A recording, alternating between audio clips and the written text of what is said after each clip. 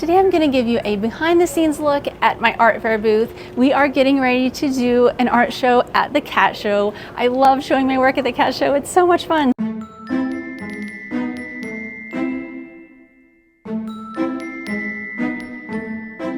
So if you're getting ready to set up for an arts fair or crafts fair indoor, you're going to want to watch this video. I'm going to show you how I hang my work, the lighting, my print bins, my counter, everything. So let's go. What I have my work hanging on are called pro panels. These things are awesome. They're also kind of expensive. If you notice, I have the pro panels set up in a square. This is a 10 by 15 booth that I have here, but you don't have to set them up that way. You can set them up in like a U shape.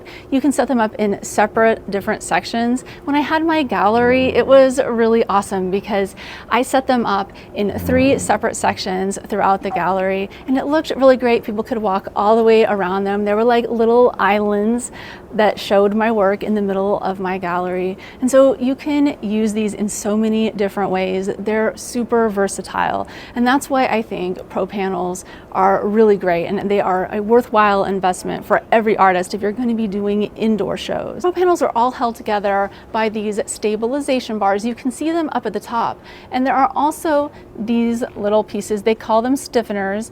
You can see some in the corner there, and then there's ones in the straight areas. But all of these extra pieces hold the pro panel booth together and allow you to configure it in lots of different ways and make it really stable. So that way, if customers come along or a little kid comes along and decides to shake your booth, I mean, you can see everything shaking on there, but it doesn't come down. It's just fine. And oftentimes when you are at events like this, they will be really busy. I mean, there will be kids and people all over the place bumping into things, strollers knocking into your booth. At least that's my experience with indoor shows. They can get really tightly packed with people really quickly. And so you want to make sure that you have a booth that's very stable and that can handle getting bumped into from time to time. Just a heads up, in this video, I want to apologize ahead of time if the lighting on me doesn't look the best. I have it lit so that the artwork looks really good, and that's the goal, because the venue I'm in is really, really dark. It's like one of the darkest venues that I ever show my work at. It's important to know, though, that when you are lighting your booth, you need to have lots of really good lighting for venues just like this. So I want to show you, if you look up here, you can see all of the lights that I have. I got these lights also from Pro Panels, and I love these lights. They're really easy to install, and they have very long cords. You can see down here we have a power pad where we plug all of the cords in. And I do want to show you real quick just what the booth looks like without light, so you can really get the point here of how important lighting is for your indoor art fair booth. Check this out. You can't see anything. It is absolutely awful, right? You would not want your booth to look like this for your customers. You wouldn't sell anything. And this is why it's important to have lighting. So I'm going to turn the lighting back on. You can see it looks so much better. And so if I can give any tips for indoor art fair booths, is lighting, lighting, lighting. It's so very important. The lights are awesome because you can position them into any direction that you want. I'm not going to touch them here because we've had them on for a while and they are really hot, because that's one thing to think about if you are going to be positioning your lights to light your work properly. Do it right away. Don't wait until they've been on for an hour or two. Otherwise, you're probably going to burn your hand. Now, you don't have to buy the expensive pro panel lights, because honestly, these lights were like $2,000. I got 2 sets of them. So if you're just getting one set, it's just $1,000, but it's out of most people's price range. But you can also get track lights and use them on your pro panels, or if you have grid wall instead of pro panels, because a lot of people like to use grid wall for their indoor art fair booths. If you have grid wall, you can use track lights on poles hanging on those as well. So track lights you can get for about $50 a set on Amazon. And I've linked all the things that I talk about in this video in the description. I have a hanging system on here.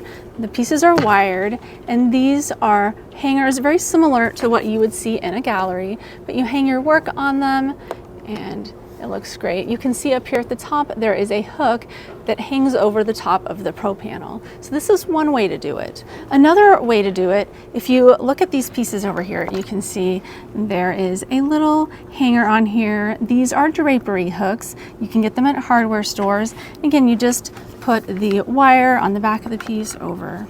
Last, the other way to hang is, I'm gonna take this off of here. It's using a Velcro. This is so convenient if you have prints because you can just stick them on here. Now, I don't know if that's quite even, but you can even it up and it looks great. And you don't have to frame the prints that way. You can just hang them straight on the wall using the Velcro. One other thing the Velcro is good for are your tags. This makes it super easy. You put Velcro on the back of the tag and you just stick it right on there. Any signage you can Velcro to any of these Pro panel items. And this is where it comes to, I have my print bins also by Pro panels. You can see them here. And again, the signage, you literally just Velcro on the back of everything. It makes setup a breeze, and I love the Pro panel print bins. I also have a Pro panel counter over here. I absolutely love this. This was the first piece of my Pro panel booth that I bought because honestly, Pro panels are expensive, so I've had to buy piece by piece over the last 10 years so that I could be able to afford this booth. But again, this also has Velcro, so everything that I want attaches to it very easily. And I love how I have my counter set up, or I have my bags right here. Now we made this, I talked about it in a previous video that I will link in the description if you're interested in hearing more detail about that.